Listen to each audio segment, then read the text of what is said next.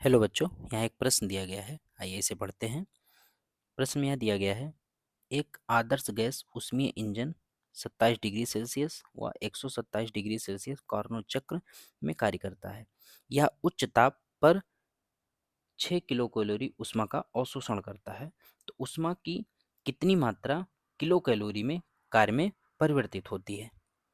आइए प्रश्न का मुख्य अवधारणा देखते हैं।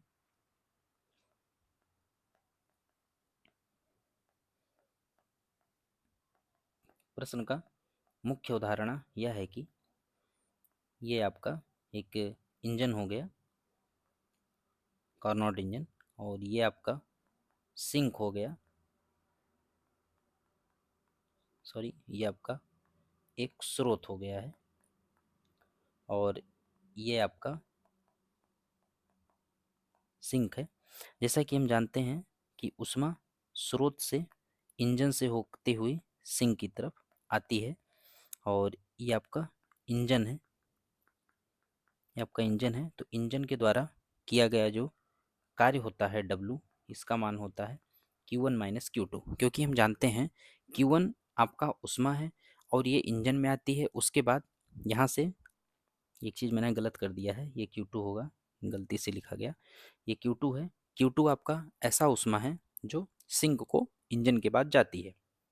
तो स्रोत से सिंक की तरफ जब ऊष्मा चलती है, तो इसलिए स्रोत का तापमान जो T1 होता है, सिंक का तापमान T2 होता है। तो T1 हमेशा ज़्यादा होता है, T2 आपका कम होता है। इसलिए Q1 ऊष्मा नीचे की तरफ आती है सिंक की तरफ। तो जितना Q1 से ऊष्मा Q2 में जो कमी आता है ऊष्मा में, वो ऊष्मा इंजन के कार्य करने में यूज हो जाता है। इसमें जो सूत्र हम लोग यूज करेंगे, T2/T1, इसका मान होता है Q2/Q1 के बराबर होता है।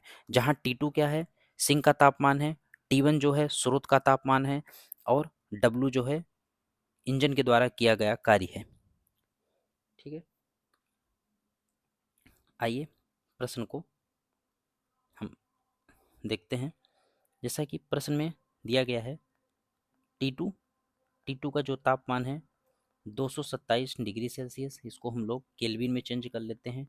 227 प्लस 273, ये आपका हो गया 500 केल्विन। और Q1 का मान जो दिया गया है, ये 6 किलो कैलोरी दिया है। और यहाँ से जो आपका T2 का मान दिया गया है, T2 का मान है 127 डिग्री सेल्सियस। इसमें 273 अगर ऐड कर दिया जाए केल्विन में, तो ये आपका हो जाएगा 400 केल्विन।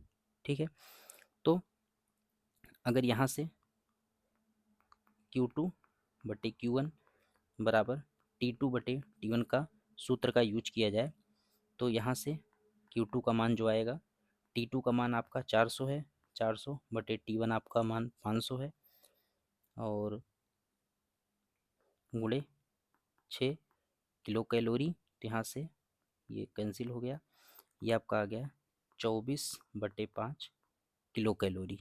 तो यहाँ से जो आपका Q2 का मान आपको प्राप्त हुआ, यह है 4.8 किलो कैलोरी। ये चीज़ यहाँ से आ चुकी है। लेकिन हमें प्राप्त करना है इंजन ने कितना कार्य किया है W बराबर किलो कैलोरी में, तो Q1 माइनस Q2। जैसा कि आप यहाँ देखिए, इंजन द्वारा कृत कार्य W बराबर Q1 माइनस Q2। तो यहाँ से W बराबर Q1 माइनस Q2, और यहाँ से Q1 का मान है 6 kilo calorie minus 4.8 kilo calorie. यहाँ से कार्य W बराबर आपका आ गया 1.2 किलो कैलोरी। ठीक है, यहाँ से 1.2 किलो कैलोरी आ गया है। तो हम लोग प्रश्न के विकल्प पे जाते हैं। जैसा कि हम देख रहे हैं, हमारा विकल्प आ हमारा सत्य है। ठीक है, हमारा विकल्प आ, विकल्प ए सत्य है। अतः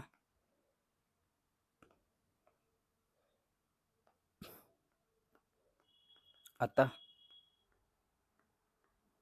विकल्प ए सत्य है। बच्चों, मैं उम्मीद करता हूँ कि आपको ये सॉल्यूशन हल बहुत अच्छे से समझ में आया होगा। धन्यवाद।